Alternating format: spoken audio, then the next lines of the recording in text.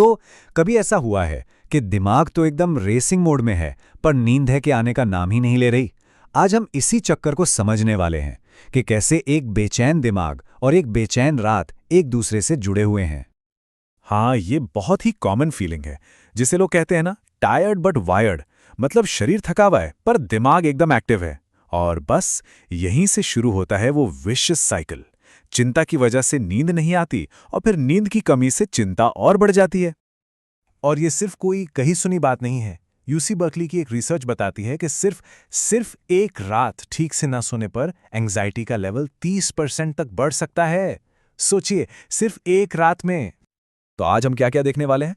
पहले तो समझेंगे कि ये नींद का दुष्चक्र क्या है, फिर देखेंगे कि थके हुए दिमाग के अंदर होता क्या है, इसके असर क्या हैं, और हाँ, सबसे जरूरी, इस चक्र से बाहर कैसे निकलना है। चलिए सबसे पहले बात करते हैं इस स्लीपलेस स्पाइरल की। मतलब ये चिंता और नींद की कमी एक दूसरे को कैसे बढ़ाती है। ये ना एक ऐसे जाल की तरह है जहां एक परेशानी दूसरी को खींच कर ले आती है। मतलब होता क्या है कि जब नींद नहीं आती तो उसकी चिंता होने लगती है, और इस चिंता से स्ट्रेस हार्मोन्स बढ़ते हैं, जिससे नींद आना और भी मुश्किल हो जाता है। ये एक क्लासिक फीडबैक लूप बन जाता है। चिंता सिर्फ नींद ना आने की वजह नहीं है, बल्कि उसका नतीजा भी है, और इसी जाल में लोग फंस जाते हैं। ठीक है, अब थोड़ा और गहराई में चलते हैं, थोड़ा साइंस समझते हैं। जब नींद पूरी नहीं होती तो हमारे दिमाग के अंदर आखिर ऐसा क्या होता है। हमारे दिमाग का एक बहुत जरूरी हिस्सा है जिसे कहते हैं प्रीफ्रंटल कॉर्टेक्स। इसे आप दिमाग का सीईओ समझ सकते हैं। क्यों? क्योंकि लॉजिकल सोच, इमोशंस को काबू में रखना, डर को कंट्रोल करना, ये सारे बड़े बड़े काम यही करता है। अब होता यह है कि जब नींद पूरी नहीं होती ना, तो ये सीईओ यानी हमारा प्रीफ्रंटल कॉर्टेक्स ठीक से काम नहीं कर पाता, और नतीजा, इमोशनल कंट्रोल कम हो जाता है और चिंता और डर हावी होने लगते हैं। और देखिए, इसका असर सिर्फ अगले दिन की सुस्ती तक ही नहीं रहता। लंबे समय में ये हमारे मन और शरीर दोनों के लिए बहुत खतरनाक हो सकता है।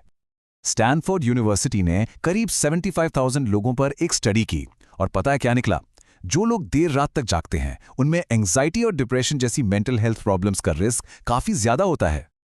और ये तो सिर्फ मन की बात हुई, शरीर पर इसका असर देखिए। लंबे समय तक नींद की कमी से heart disease, high blood pressure, stroke, diabetes, मोटापा, यहां तक कि हमारा इम्यून सिस्टम भी कमजोर हो जाता है। ये आंकड़ा तो सच में चौंकाने वाला है। एक स्टडी में ये पाया गया कि जिन लोगों को बहुत लंबे समय से नींद न आने की यानी क्रॉनिक इंसोम्निया की प्रॉब्लम थी, उनमें 38 साल के पीरियड में मौत का खतरा 97% ज्यादा था। 97%। तो अब आते हैं सबसे जरूरी हिस्से पर।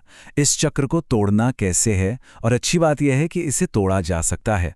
चलिए देखते हैं कि अपनी रातों को वापस कैसे पाया जाए। तो देखिए, इसका सलूशन हमारी छोटी छोटी आदतों में है। एक तरफ कुछ चीजें हैं जो करनी है, जैसे सोने जागने का टाइम फिक्स करना, सोने से पहले कुछ रिलैक्सिंग करना, कमरा ठंडा और शांत रखना। और दूसरी तरफ कुछ चीजें हैं जिनसे बचना है, देर रात तक स्क्रीन देखना, कैफीन या अल्कोहल लेना, या फिर भारी खाना खाना।